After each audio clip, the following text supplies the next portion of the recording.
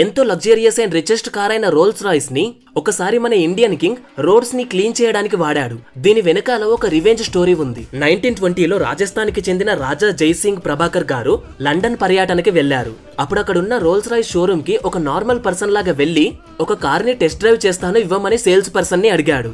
కానీ ఆ రోజు సేల్స్ పర్సన్ ఆ రాజుని చూసి తనని దూషించాడు.